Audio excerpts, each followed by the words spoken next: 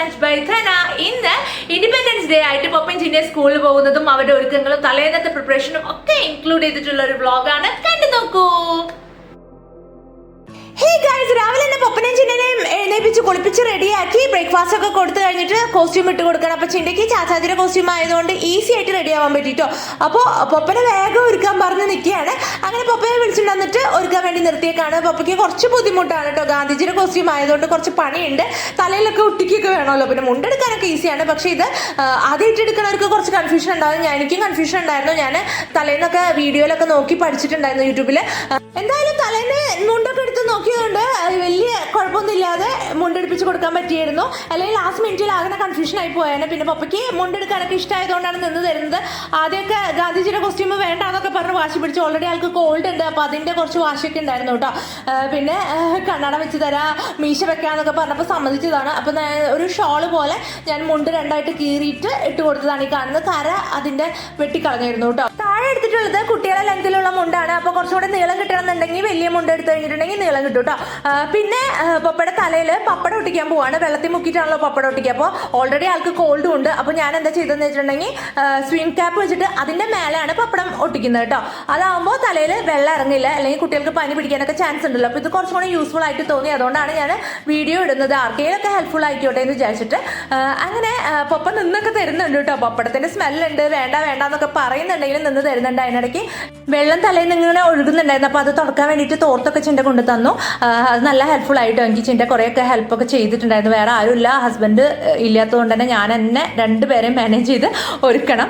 അങ്ങനെ വടിയൊക്കെ ആളെടുത്തുകൊണ്ട് കൊടുക്കുന്നുണ്ട് കേട്ടോ. പപ്പയ്ക്ക് ഒക്കെ സെറ്റ് ചെയ്ത് നിൽക്കുകയാണ്. പിന്നെ ഓൾറെഡി 9:45 കഴിഞ്ഞു കേട്ടോ. ഇനി വീഡിയോ എടുക്കണം, ഫോട്ടോ എടുക്കണം. അവരെ നടത്തി കൊണ്ടുപോവുകയും വേണം. നടത്തിയിട്ടല്ല, ഓട്ടോ വിളിക്കാമെന്ന് പറഞ്ഞു. ഇനി ഈ വേഷത്തിൽ നടത്തൽ പോസിബിൾ അല്ല. പിന്നെ ഓൾറെഡി ലേറ്റുമാണ്.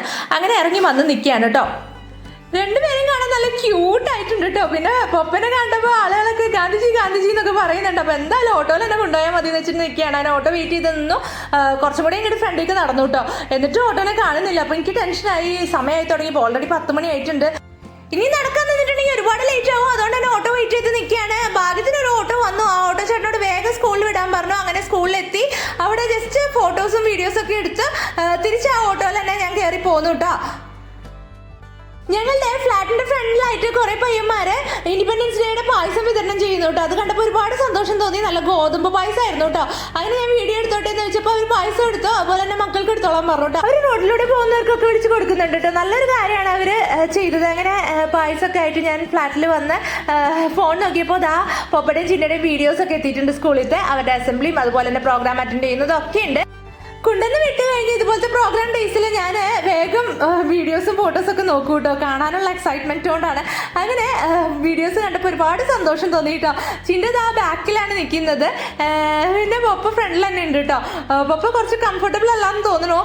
മുണ്ടൊക്കെ കുറച്ച് ലൂസായിട്ടൊക്കെ ഇരിക്കുന്നുണ്ട്. അപ്പോൾ അതുകൊണ്ടായിരിക്കാം. പിന്നെ ടീച്ചേഴ്സ് വേഗം തന്നെ അഴിച്ചു മാറ്റി കൊടുത്തു കേട്ടോ പ്രോഗ്രാംസ് ഒക്കെ കഴിഞ്ഞപ്പോൾ. ഇനിയുള്ള വീഡിയോസ് ഞാൻ മീശയും കണ്ണാടിയൊക്കെ അവർക്ക് ഉണ്ടാക്കി കൊടുക്കുന്ന ഇടാന്ന് പറഞ്ഞിരുന്നില്ല. തലേന്നത്തെ വീഡിയോ ആണ്. ജസ്റ്റ് ഇതിൽ ഇൻക്ലൂഡ് ചെയ്യുന്നതൊന്നും ഉള്ളൂ. ഒരു രസമല്ല. പിന്നെ ആർക്കെങ്കിലും യൂസ്ഫുൾ ആവണമെങ്കിൽ ആയിക്കോട്ടെ. എനിക്ക് പിന്നെ സിമ്പിളായിട്ട് ഉണ്ടാക്കാൻ പറ്റുന്ന കാര്യങ്ങളാണ്. എനിക്ക് ഈ ക്ഷമയില്ലാത്ത പരിപാടിയൊന്നും താല്പര്യമില്ല. പക്ഷേ മക്കൾക്ക് വേണ്ടിയിട്ട് എന്തും ചെയ്യുമല്ലോ അമ്മമാർ. അങ്ങനെ ചെയ്യുന്നതാണ് കേട്ടോ. അപ്പോൾ ഇത് ഞാൻ കുറച്ച് റെഫറൻസ് ഒക്കെ നോക്കിയിട്ടാണ് ചെയ്യുന്നത്. അപ്പോൾ ഇതിനൊരു ബ്രൗൺ പേപ്പറിന് വേണ്ടിയിട്ട് ഞാൻ ആ നെയിം സ്ലിപ്പിൻ്റെ ബാക്ക് സൈഡിലുള്ള പേപ്പറാണ് എടുത്തത്. അതാകുമ്പോൾ ബ്രൗൺ കളർ കിട്ടുകയും ചെയ്യും. പിന്നെ കാർഡ്ബോർഡ് ആകുമ്പോൾ കുറച്ച് കട്ടി കൂടും. അപ്പോൾ ഇത് കുറച്ച് ലൈറ്റ് ആയിരുന്നു. പിന്നെ ഫ്രണ്ടിൽ വെക്കാൻ വേണ്ടിയിട്ട് പഞ്ഞാണ് എടുത്തത്. നൂല് നമുക്ക് എടുക്കാൻ പറ്റൂട്ടോ. നൂലാകുമ്പോൾ കുറച്ചും കൂടെയും ലൈറ്റ് ആയിരിക്കും. ഗാന്ധിജിക്ക് മീശ ഉണ്ടോ എന്ന് വെച്ചിട്ടുണ്ടെങ്കിൽ ലൈറ്റ് ആയിട്ടുള്ള മീശയാണ്. ഇത്ര വലിയ മീശ ഒന്നുമല്ല. പക്ഷെ ഞാൻ ഉണ്ടാക്കി വന്നപ്പോൾ കുറച്ച് വലുതായി പോയി. ട്രിം ചെയ്ത് കൊടുത്താൽ മതിയായിരുന്നു. എന്തായാലും മീശ ഉണ്ടാക്കി. അത് കഴിഞ്ഞിട്ട് ഞാൻ പിന്നെ കണ്ണാടിക്കുള്ള പ്രിപ്പറേഷനാണ്. അപ്പോൾ കണ്ണാടി ഉണ്ടാക്കാൻ വേണ്ടിയിട്ട് നമ്മൾ പാർസലൊക്കെ വരുമല്ലോ, അതിൻ്റെ കവർ, അതായത് കാർഡ്ബോർഡ് അല്ല, കാർഡ്ബോർഡ് പോലത്തെ കുറച്ച് കട്ടിയുള്ള ടൈപ്പ് കവർ ഉണ്ടാവില്ല, അതാണ് ഞാൻ യൂസ് ചെയ്തത്. അതാകുമ്പോൾ വളക്കാനും അതുപോലെ തന്നെ 2 ലെയറൊന്നും വെക്കേണ്ട വരില്ല.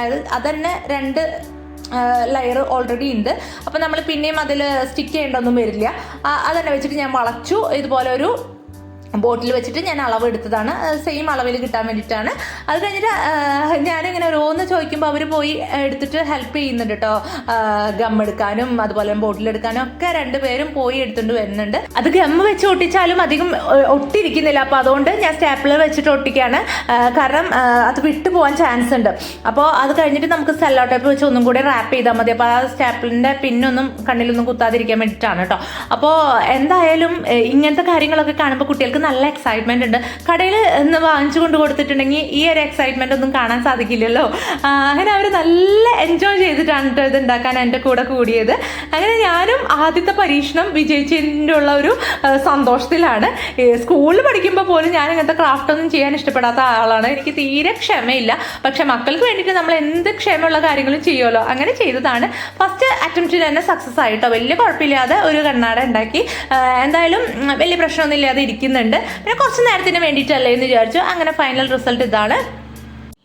ഇനി വീണ്ടും ഇൻഡിപെൻഡൻസ് ഡേയുടെ അന്നത്തെ വീഡിയോ തന്നെയാണ് കാണുന്നത് കേട്ടോ. കാരണം ഞാൻ ഇടയിൽ തലേന്നത്തെ വീഡിയോ ഇട്ടത് ഒന്ന് ബോറില്ലാതിരിക്കാൻ, പിന്നെ ഞാൻ അവരെ വിളിക്കാൻ പോകുന്ന കുറച്ച് കഴിഞ്ഞിട്ടാണല്ലോ, അപ്പോൾ ആ ഒരു ടൈം ഗ്യാപ്പ് നിങ്ങൾക്ക് ഫീൽ ചെയ്യാൻ വേണ്ടിയിട്ടും കൂടിയിട്ടാണ് കേട്ടോ. അങ്ങനെ ഞാൻ സ്കൂളിലെത്തി അവിടുത്തെ ഫ്രണ്ടിലുള്ള വിഷ്വൽസൊക്കെ ഒന്ന് എടുത്തതാണ്. രാവിലെ ഞാൻ പറഞ്ഞല്ലോ ഓട്ടോ ചേട്ടൻ വന്ന് വെയിറ്റ് ചെയ്ത് നിൽക്കുന്നതുകൊണ്ട് അധികം വീഡിയോസ് ഒന്നും എടുക്കാൻ പറ്റില്ല. അങ്ങനെ അവരെ വിളിച്ചു. പപ്പ കോസ്റ്റ്യൂം ചേഞ്ച് ചെയ്തിട്ടുണ്ടായിരുന്നു. കുട്ടിക്ക് അത്രയും നേരമൊന്നും തലയിലൊക്കെ പപ്പടമൊന്നും വെച്ച് നിൽക്കാൻ പറ്റില്ല. പിന്നെ ഞാൻ പറഞ്ഞില്ല, മുണ്ടൊക്കെ ഇടയ്ക്ക് അഴിഞ്ഞു പോകുന്നുണ്ടായിരുന്നു. അവൻ അത്ര കംഫർട്ടബിൾ ആയിരുന്നില്ല. അതുകൊണ്ട് തന്നെ ടീച്ചേഴ്സ് മാറ്റി കൊടുത്തതായിരിക്കാം. എന്തായാലും പ്രോഗ്രാം കഴിയുന്നവരെയൊക്കെ നിന്നു കേട്ടോ. അതെന്നെ വലിയ സമാധാനം. എന്തായാലും ഞാൻ ഭയങ്കര സാറ്റിസ്ഫൈഡ് ആണ്. ഇത്രയും ഞാൻ ഒറ്റയ്ക്ക് ചെയ്തു കൊടുത്തു. കുട്ടികളും നന്നായി കോപ്പറേറ്റ് ചെയ്തു. അപ്പോൾ ഇത്രയേ ഉള്ളൂ. വ്ളോഗ് ഇഷ്ടപ്പെട്ടാൽ സപ്പോർട്ട് ചെയ്യണേ. Tata bye bye, see U.